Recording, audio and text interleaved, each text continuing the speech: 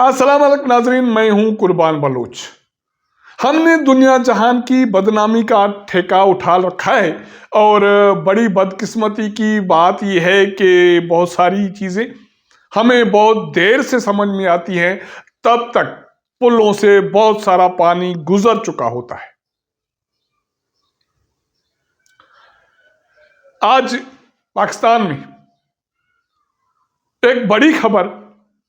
جو میڈیا میں زیر گردش ہے، وہ ایک تعلیمی ادارے کے حوالے سے ہے، اور دوسری بڑی بات یہ ہے کہ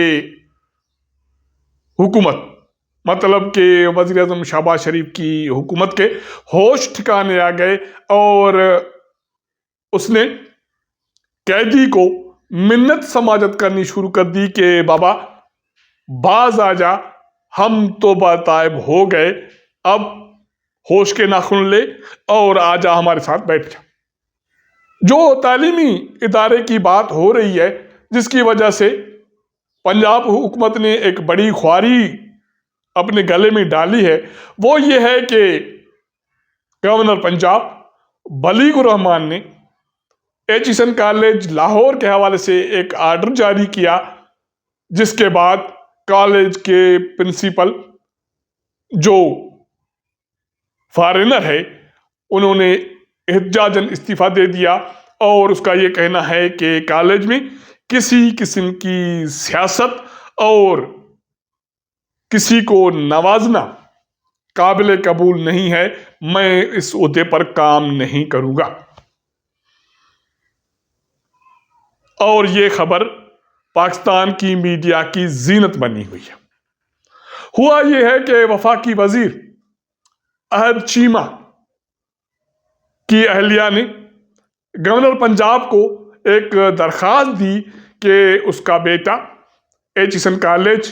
لاہور کا طالب علم ہے، وہ کالج نہیں گئے، اس لیے اس کی 3 سال کی جو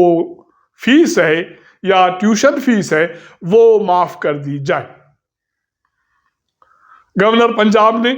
نہ آؤ دیکھا نہ تاؤ دیکھا، اور ایک حکم نامہ جاری کر دیا کہ وفاقی وزیر احد چیمہ کے بیٹے کی 3 سال کی فیس معاف۔ جب یہ حکم کالج کی انتظامیہ کے پاس پہنچا اور اس کے پرنسپل کے پاس پہنچا، تو کالج کے پرنسپل مائیکل نے فوری طور پر اپنے عہدے سے مستعفی ہونے کا اعلان کیا، اور اس کے ساتھ ساتھ وہ لیٹر سوشل میڈیا میں اور باقی قومی میڈیا میں جاری ہو گیا کہ گورے پرنسپل نے گورنر کی وجہ سے اپنے عہدے سے استعفیٰ دے دیا، اور اس کا یہ کہنا ہے کہ سیاسی بنیادوں پر کسی کو فیور دینا یا کسی شاگرد کا حق مارنا قبول نہیں کروں گا، اس کی وجہ سے عہدہ چھوڑنے کے لیے تیار ہوں، اور 1 اپریل سے یہ عہدہ نہیں رکھوں گا، اور ایز اے پروٹیسٹ جا رہا ہوں۔ اس کے بعد ہونا تو یہ چاہیے تھا کہ پنجاب حکومت کو اور وفاقی حکومت کو ہوش کے ناخن لینے چاہیے تھے، لیکن اس کے باوجود پنجاب حکومت اور وفاقی حکومت ابھی تک گورنر کے اس قدم کو پروٹیکٹ کر رہی ہے اور جائز سمجھ رہی ہے، اور ان کا یہ موقف ہے کہ وفاقی وزیر کا بیٹا جب کالج ہی 3 سال نہیں گیا تو وہ فیس کیوں ادا کرے۔ تو سوال یہ اٹھتا ہے کہ اگر وہ 3 سال نہیں گیا تو انہوں نے 3 سال پہلے کالج کیوں نہیں چھوڑا، لیونگ سرٹیفکیٹ کیوں نہیں لیا؟ اگر نہیں لیا تو پھر یہ کون سا طریقہ ہے کہ آپ وفاقی وزیر کے بیٹے کو جب فیور دیں گے تو باقی جو طلباء و طالبات ہیں کالج کے، ان کی سائیکالوجی پر، ان کی نفسیات پر، یا کالج کی انتظامیہ پر، اور سب سے بڑی بات یہ ہے کہ دنیا جہان میں پاکستان کی انتظامیہ کے اس فیصلے کا کیا اثر پڑے گا۔ یہی باتیں ہیں کہ پاکستان ہمارا معاشرہ ایسے فیصلوں سے نہ صرف متاثر ہوا ہے، ہم ہر کسی کو زیر دست کرنا چاہتے ہیں اور ان کو ہروانا چاہتے ہیں۔ یہی بات تحریک انصاف کی قیادت کے حوالے سے یا عمران خان کے حوالے سے وزیر اعظم شہباز شریف کی پچھلی حکومت میں جو مہم شروع کی گئی تھی، جس کی وجہ سے ہوا یہ ہے کہ تحریک انصاف، اس کی قیادت اور عمران خان خاص کر کے اپنی باتوں پر، اپنے فیصلوں پر اڑ گئے، جس کی وجہ سے اب وفاقی حکومت کو توبہ طائب ہونا پڑ رہا ہے۔ ہوا یہ ہے کہ انتخابات کے حوالے سے یا پری الیکشن کے حوالے سے یورپی یونین کی ایک report election commission of Pakistan کو موصول ہو گئی ہے، اور اس کے حوالے سے تحریک انصاف کی قیادت کا یا ترجمان کا یہ مطالبہ سامنے آیا ہے کہ وہ رپورٹ پبلک کی جائے، عوام کے سامنے لائی جائے کہ انتخابات سے پہلے انتخابات کے حوالے سے جو الزامات لگے ہیں اس رپورٹ میں، اس کے بارے میں کیا کہا گیا ہے۔ اسی کے حوالے سے وفاقی حکومت کے ترجمان جو وزیر اطلاعات و نشریات ہیں عطا تارڑ، انہوں نے ایک اہم پریس کانفرنس کی ہے، جس میں اس کی نہ صرف بولتی بند تھی، اس کا سارا جو موقف تھا مسلم لیگ نون کا، مسلم لیگ نون کی حکومت کا، وفاقی حکومت کا، وہ چوپٹ ہو گیا ہے۔ پہلے عطا تارڑ، مسلم لیگ نون قیادت، وفاقی حکومت یہ الزامات لگا رہی تھی کہ عمران خان، اس کی سیاست ختم ہو گئی، بڑھ گئی اور وہ فارغ ہو گئے، اس کی ضرورت نہیں ہے، جیل جائیں گے، مزید کیسوں میں اس کو سزا ہوگی اور وہ بھگتیں گے۔ انہوں نے قومی کاز کو نقصان پہنچایا، انہوں نے قومی اداروں کو نقصان پہنچایا، لیکن اب وفاقی حکومت کے ترجمان منت سماجت پہ آ گئے ہیں کہ بابا معاف کریں، جان چھوڑیں، آئیں، میثاق معیشت کے حوالے سے مذاکرات کریں، ساتھ بیٹھیں اور اس ملک کو اس بحران سے، اس دلدل سے نکالیں۔ اور انہوں نے آخر اس حد تک بھی منت سماجت کی کہ تحریک انصاف کی قیادت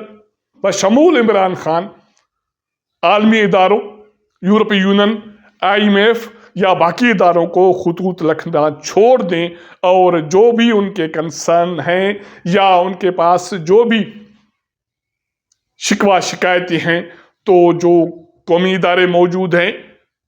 الیکشن ٹریبیونلز موجود ہیں، عدالتیں موجود ہیں، مہربانی کر کے وہاں جائیں، کسی عالمی فورم پر مت جائیں۔ تو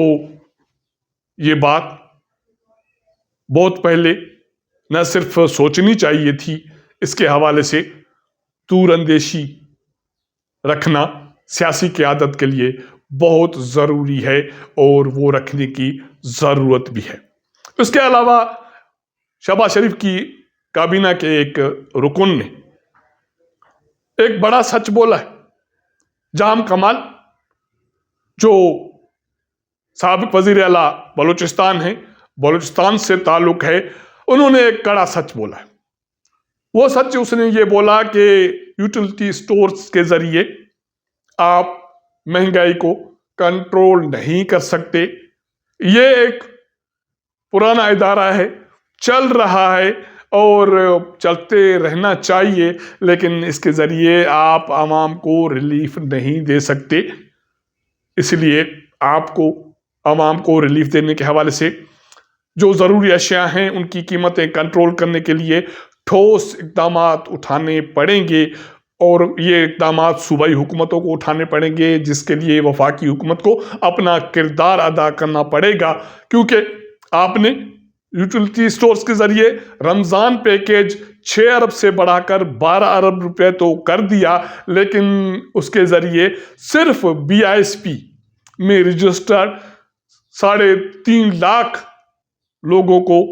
رمضان پیکیج کے ذریعے تو ریلیف ملے گا، باقی سفید پوش آبادی جو اس مہنگائی کے چکی میں پس گئی ہے، یوٹیلیٹی بلز کی ادائیگی میں پس گئی ہے، اس کا کیا بنے گا، اس کو آپ کس طرح ریلیف دے پائیں گے؟ تو حکومت کو، صوبائی ہوں وہ وفاقی ہوں، اس حوالے سے جو پالیسیز ہیں ان کا نئے سرے سے جائزہ لینا ہوگا، اور عوام کو، خاص کر کے جو سفید پوش طبقہ ہے، مڈل کلاس طبقہ ہے اور جو غریب طبقہ ہے، ان کے ریلیف کے لیے ٹھوس اقدامات اٹھانے پڑیں گے، ورنہ یہ سچ اب ایک وزیر بول رہا ہے، اگر یہ سچ 24 کروڑ عوام نے بولنا شروع کیا تو پھر یہ اشرافیہ، یہ حکمران کہاں کھڑے رہیں گے؟ یہ ایک بڑا سوال ہے۔ اب تک کے لیے اتنا۔